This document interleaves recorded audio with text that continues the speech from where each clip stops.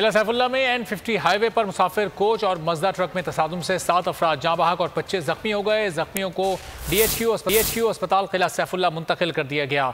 अस्पताल में इमरजेंसी नाफिज करके डॉक्टर्स और तिब्बी अमला तलब कर लिया गया है। मज़ीद जानेंगे बोल न्यूज़ के नुमाइंदे काकर से। अब्दुल वहीद बताइएगा कैसे पेश आया वाक़या, क्या सूरत हाल है इस वक्त?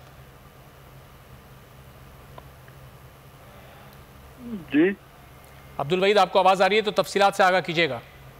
जी, ये कोटा से पंजाब जाने वाली ड्राइवर बस थी।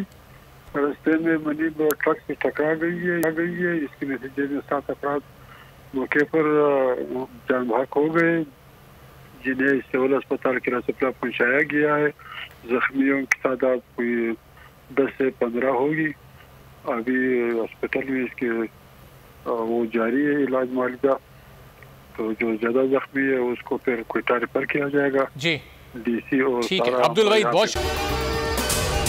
अगर आपको ये वीडियो पसंद आई है तो हमारे चैनल को सब्सक्राइब करें और बेल आइकॉन पर क्लिक करें। 2022 बहुत सारे तोहफे भी देखे गया पाकिस्तान की आवाम को। पाकिस्तान की आवाम को एक तोहफा ये दिया कि आवाम को पता चल गया कि पाकिस्तान का मीडिया क्या है। साल 2022 में सबसे ज्यादा देखे जाने वाला चैनल बोल न्यूज रहा नंबर 1। हमने बहुत सारे शोज और ट्रांसमिशंस की। पूरा साल मुसलसल जदोजहद में निकल गया कि ये वोट ऑफ कॉन्फिडेंस के पीछे कौन लोग थे। तोड़े रेटिंग के सभी रिकॉर्ड। सोशल मीडिया पर भी सबसे ज्यादा तेजी से 2.4 बिलियन व्यूज का संगे मील अबूर किया।